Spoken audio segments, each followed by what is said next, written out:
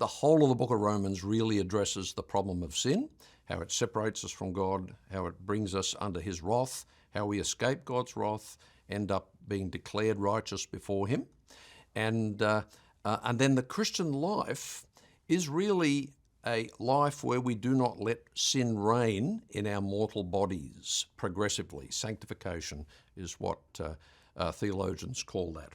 So I'll just highlight two passages in the letter which I think help us to understand how best to not allow sin to reign in our bodies. Once again, the book of Romans is bluntly realistic about these things and admits that all of us will struggle with sin. So what can we do about it? There are two things that really stand out for me. One is our identity in Christ, which gives us a basis from which to deal with the sin in our lives. And the second is our destiny and hope, and the way that destiny affects how we deal with sin in the present. So in Romans 6, he deals directly with this very question. He says, should we continue in sin that grace might abound? Might it be good if we just keep sinning, and then God's grace and forgiveness will be even more than it was before we sinned some more? Now he says there's no way we should do that. Now why is it?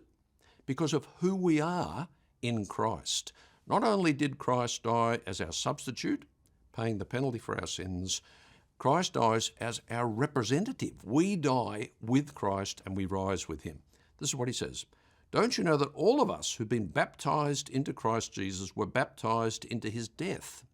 So there's a sense in which we die to self-interest when Christ died.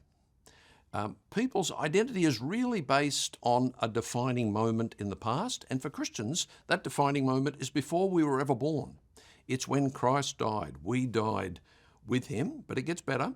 We were buried, therefore, with him by baptism into death, in order that, just as Christ was raised from the dead by the glory of the Father, we too might walk in newness of life. So that newness of life, that sense of making progress in combating our sin and living lives that please God, is based on who we are in Christ. The fact that we identify with him in his death, and we look forward to being raised to life when he returns. Now, Romans 13 says exactly that with our destiny. It says, and there's a beautiful imagery here of day and night, of darkness and light, of sleeping and waking. So in Romans 13, verse 11, the Apostle Paul says, besides this, you know the time. So how do you combat sin? You've got to know what time it is. That the hour has come for you to wake from sleep. Salvation is nearer to us now than when we first believed. The night is far gone. The day is at hand. Let us, here it is, let us cast off the works of darkness and put on the armor of light.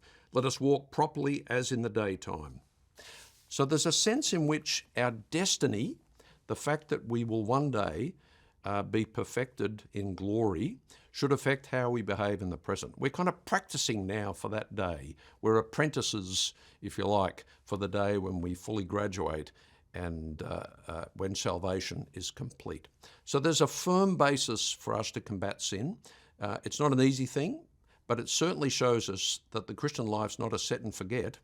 It's about remembering who we are in Christ, remembering where we're headed, and behaving accordingly.